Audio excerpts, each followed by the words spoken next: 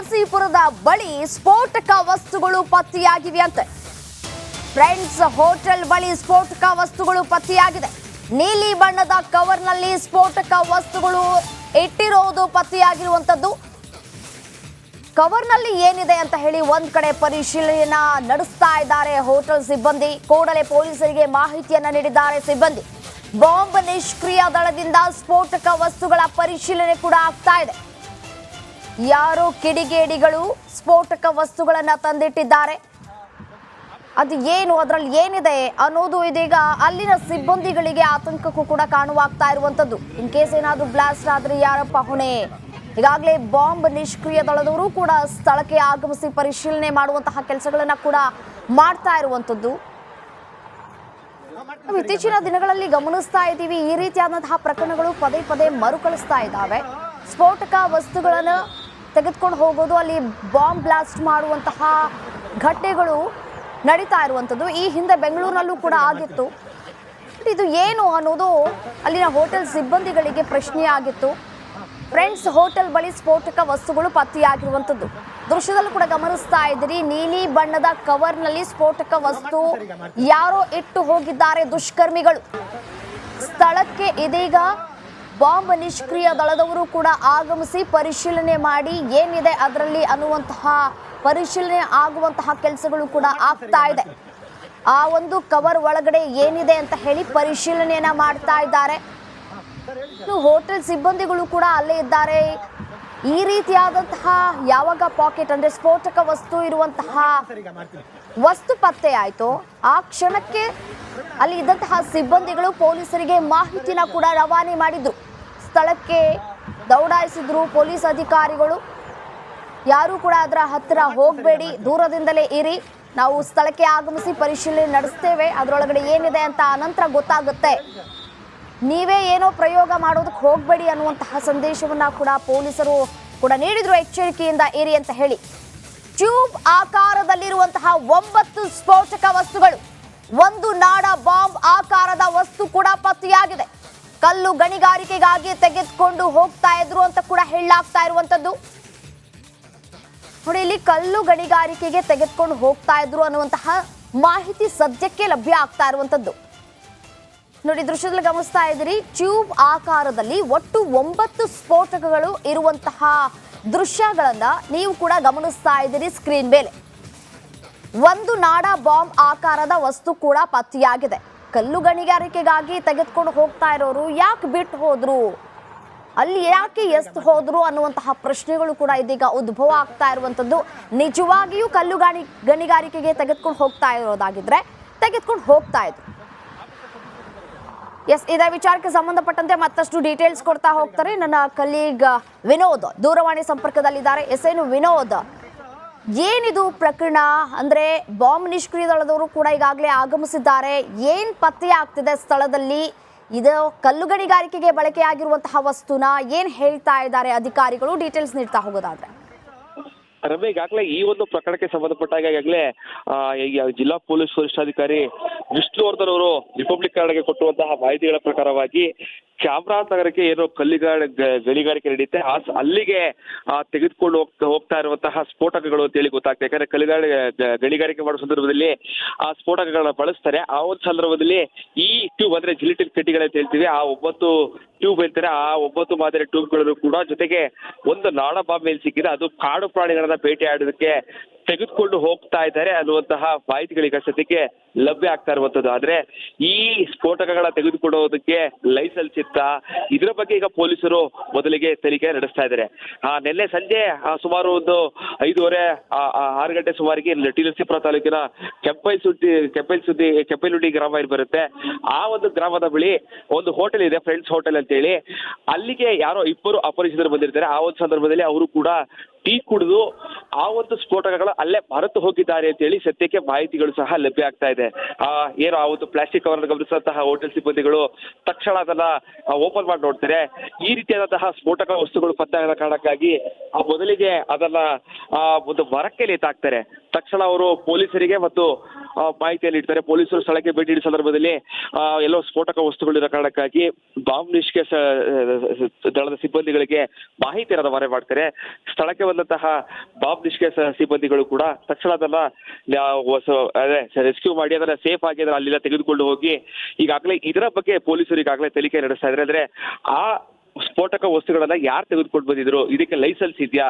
ಯಾಕಂದ್ರೆ ಕಲ್ಲುಗಾರಿಕೆಲ್ಲ ಸ್ಫೋಟ ಮಾಡಬೇಕು ಸಂದರ್ಭದಲ್ಲೂ ಕೂಡ ಲೈಸೆನ್ಸ್ ಇರುತ್ತೆ, ಇಂತಿಷ್ಟು ಸ್ಫೋಟಕಗಳನ್ನ ಬಳಸಬೇಕು ಅನ್ನುವಂತಹ ರೂಲ್ಸ್ ಗಳಿರುತ್ತೆ, ಅದೆಲ್ಲವೂ ಕೂಡ ನಿಯಮಾನುಸಾರವಾಗಿ ನಡೀತಾ ಇರುತ್ತೆ. ಆದ್ರೆ ಈ ರೀತಿಯಾಗಿ ರಸ್ತೆಯಲ್ಲಿ ಬಿಟ್ಟು ಹೋಗೋದಕ್ಕೆ ಏನ್ ಕಾರಣ, ಇದರ ಬಗ್ಗೆ ಪೊಲೀಸರು ಈಗ ತನಿಖೆ ನಡೆಸ್ತಾ ಇರುವಂತದ್ದು. ರಮ್ಯಾ, ರೈಟ್ ವಿನೋದ್, ಮತ್ತೊಂದು ಪ್ರಶ್ನೆ ಏನಪ್ಪಾ ಅಂತಂದ್ರೆ CCTV ಫುಟೇಜ್ ಏನಾದ್ರೂ ಲಭ್ಯ ಆಗಿದೆಯಾ? ಯಾರು ಬಂದಿದ್ರು, ಯಾರು ಹೋಗಿದ್ರು, ಎಷ್ಟು ಗಂಟೆ ಸುಮಾರಿಗೆ ಅವ್ರು ಬಿಟ್ಟು ಹೋಗಿದ್ರು, ಈ ಕುರಿತು ಏನಾದ್ರೂ ಮಾಹಿತಿ ಲಭ್ಯ ಆಗ್ತಾ ಇದೆಯಾ ವಿನೋದ್? ರಮ್ಯ, ಈಗಾಗಲೇ ಏನು ಆ ಹೋಟೆಲ್ನ ಸುತ್ತಮುತ್ತ ಇರುವಂತಹ CCTV ಫುಟೇಜ್ಗಳಿರ್ಬೋದು, ಜೊತೆಗೆ ಯಾರೆಲ್ಲ ಬಂದಿದ್ರು ಇದರ ಬಗ್ಗೆ ಪೊಲೀಸರು ಸಂಪೂರ್ಣವಾಗಿ ಮಾಹಿತಿಯನ್ನು ಕಲೆ ಹಾಕ್ತಾ ಇದ್ದಾರೆ. ಸದ್ಯಕ್ಕೆ ಆ ಹೋಟೆಲ್ ಸುತ್ತಮುತ್ತ ಯಾವುದೇ ರೀತಿಯಾದಂತಹ CCTV ಫುಟೇಜ್ಗಳು ಸದ್ಯಕ್ಕೆ ಲಭ್ಯ ಆಗಿಲ್ಲ. ಬದಲಾಗಿ ಆ ಟೋಲ್ ಬರುತ್ತೆ, ಆ ಟೋಲ್ ಅಲ್ಲಿ ಇರುವಂತಹ CCTV ಫುಟೇಜ್ಗಳಿರ್ಬೋದು, ಮತ್ತೆ ಆ ಟೀಲರ್ ಸೂಪರ್ ರಸ್ತೆಯಲ್ಲಿ ಬರುವಂತಹ CCTV ಫುಟೇಜ್ಗಳಿರ್ಬೋದು, ಇದೆಲ್ಲವನ್ನು ಕೂಡ ಈಗಾಗಲೇ ಪೊಲೀಸರು ಗಮನಿಸ್ತಾ ಇದ್ದಾರೆ.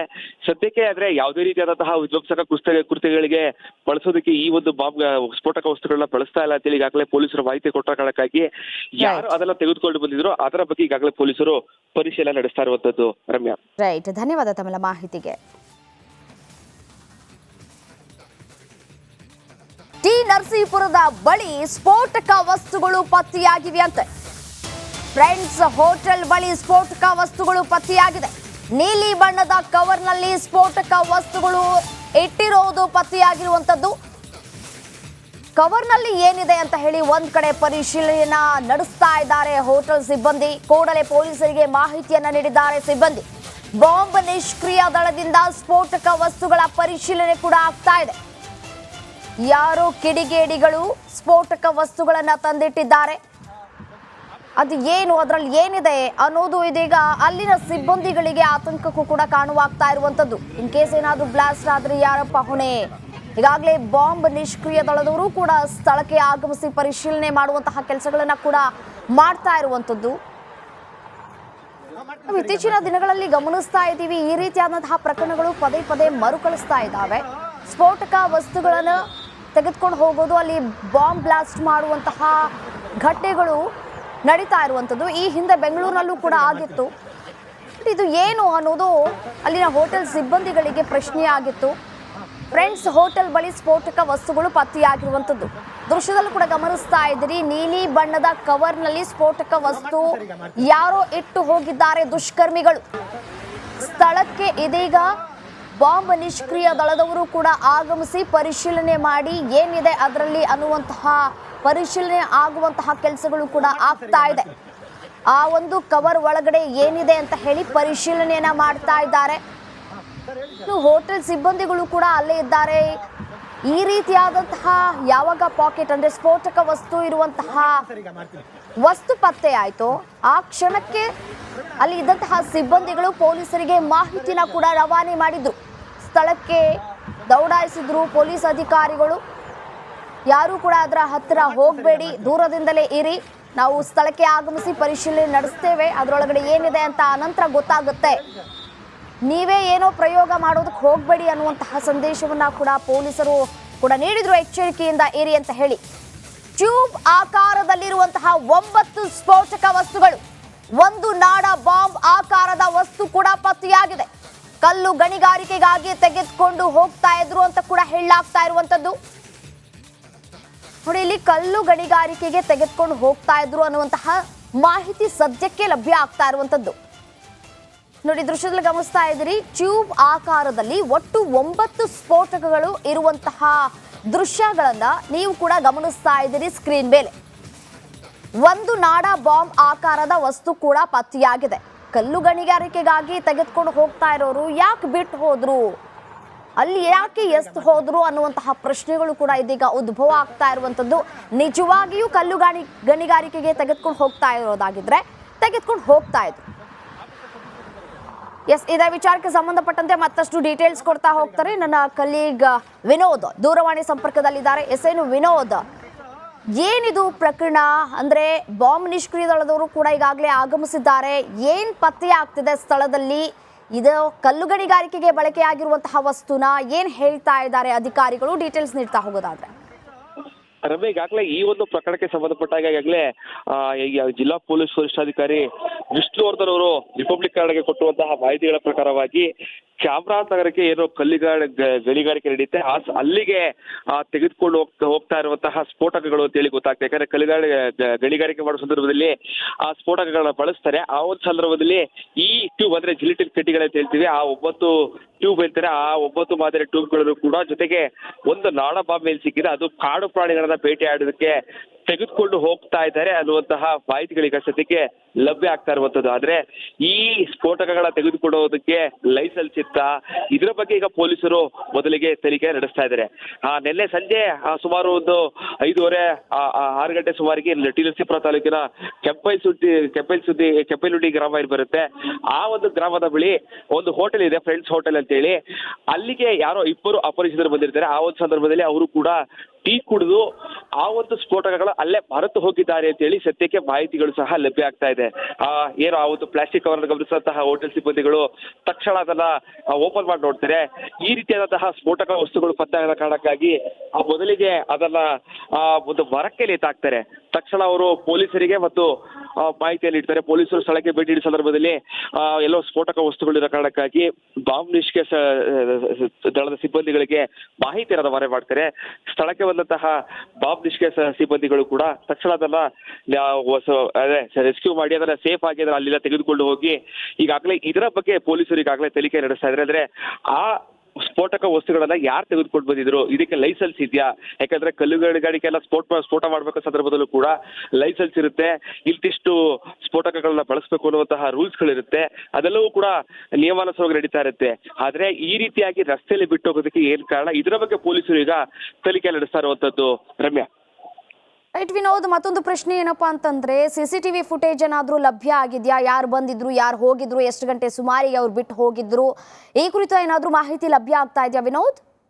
ರಮ್ಯ, ಈಗಾಗಲೇ ಏನು ಆ ಹೋಟೆಲ್ನ ಸುತ್ತಮುತ್ತ ಇರುವಂತಹ CCTV ಫುಟೇಜ್ಗಳಿರ್ಬೋದು, ಜೊತೆಗೆ ಯಾರೆಲ್ಲ ಬಂದಿದ್ರು ಇದರ ಬಗ್ಗೆ ಪೊಲೀಸರು ಸಂಪೂರ್ಣವಾಗಿ ಮಾಹಿತಿಯನ್ನು ಕಲೆ ಹಾಕ್ತಾ ಇದ್ದಾರೆ. ಸದ್ಯಕ್ಕೆ ಆ ಹೋಟೆಲ್ ಸುತ್ತಮುತ್ತ ಯಾವುದೇ ರೀತಿಯಾದಂತಹ CCTV ಫುಟೇಜ್ಗಳು ಸದ್ಯಕ್ಕೆ ಲಭ್ಯ ಆಗಿಲ್ಲ. ಬದಲಾಗಿ ಆ ಟೋಲ್ ಬರುತ್ತೆ, ಆ ಟೋಲ್ ಅಲ್ಲಿ ಇರುವಂತಹ CCTV ಫುಟೇಜ್ಗಳಿರ್ಬೋದು, ಮತ್ತೆ ಆ ಟಿ ನರಸೀಪುರ ರಸ್ತೆಯಲ್ಲಿ ಬರುವಂತಹ CCTV ಫುಟೇಜ್ಗಳಿರ್ಬೋದು, ಇದೆಲ್ಲವನ್ನು ಕೂಡ ಈಗಾಗಲೇ ಪೊಲೀಸರು ಗಮನಿಸ್ತಾ ಇದ್ದಾರೆ. ಸದ್ಯಕ್ಕೆ ಆದ್ರೆ ಯಾವುದೇ ರೀತಿಯಾದಂತಹ ವಿಧ್ವಂಸಕ ಕೃತ್ಯಗಳಿಗೆ ಬಳಸೋದಕ್ಕೆ ಈ ಒಂದು ಬಾಂಬ್ ಸ್ಫೋಟಕ ವಸ್ತುಗಳನ್ನ ಬಳಸ್ತಾ ಇಲ್ಲ ಅಂತೇಳಿ ಈಗಾಗಲೇ ಪೊಲೀಸರು ಮಾಹಿತಿ ಕೊಟ್ಟ ಕಾರಣಕ್ಕಾಗಿ ಯಾರು ಅದನ್ನ ತೆಗೆದುಕೊಂಡು ಬಂದಿದ್ರು ಅದರ ಬಗ್ಗೆ ಈಗಾಗಲೇ ಪೊಲೀಸರು ಪರಿಶೀಲನೆ ನಡೆಸ್ತಾ ಇರುವಂತದ್ದು. ರಮ್ಯಾ, ರೈಟ್, ಧನ್ಯವಾದ ತಮ್ಮೆಲ್ಲ ಮಾಹಿತಿಗೆ.